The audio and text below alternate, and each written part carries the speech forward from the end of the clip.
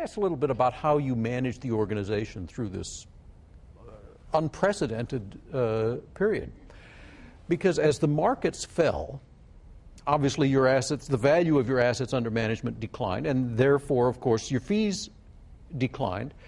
You have said that the biggest decision you made, the biggest management decision, was your decision that you would not have any layoffs. You were not going to do that. And in fact, you were going to spend more on marketing and communications. What was the thinking behind that? So, we have, we, like everyone else, when assets went down, our revenues declined. But we actually had come into this pretty lean. So we had been nervous about the markets, and having just gone through 2001, 2002, we had come in with a little bit leaner mindset, so it was a little easier for me to say that perhaps than others. Because many of your competitors, many of them had layoffs. We thought if our crew were distracted by, do I have a job or do I not have a job, there was no way they were going to serve clients well. And the cost savings that we would have gained from doing this were fairly minimal. And we thought it was incredibly important to send a positive message to our people. Focus on the client. Focus only on the client. We're going to be fine as an organization.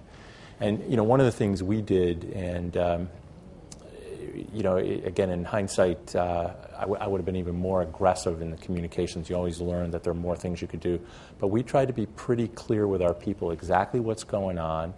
We tried to show them what our clients were experiencing. So, in a sense, the empathy was there.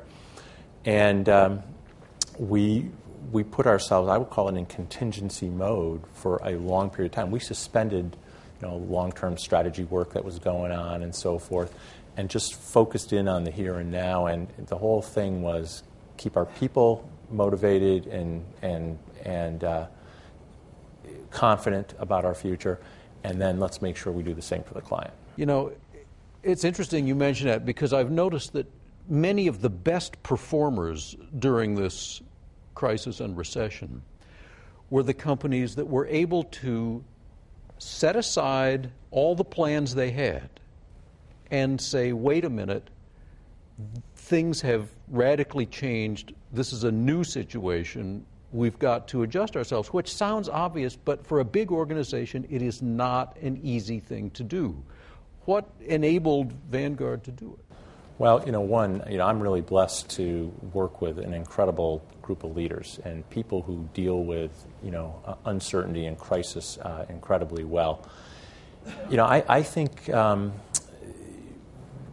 our company heritage in many ways was born out of crises. We were founded in a crisis. We went through 1987 together and survived all that.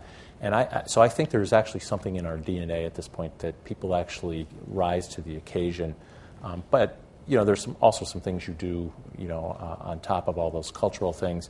We literally stopped work on some big strategic initiatives, and that sent a very powerful message.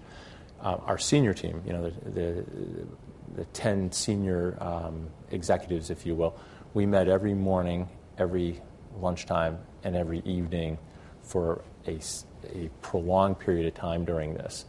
And, the only time we'd really been in that kind of mode before was, unfortunately after 9/11, and that mode only lasted a short period of time after that.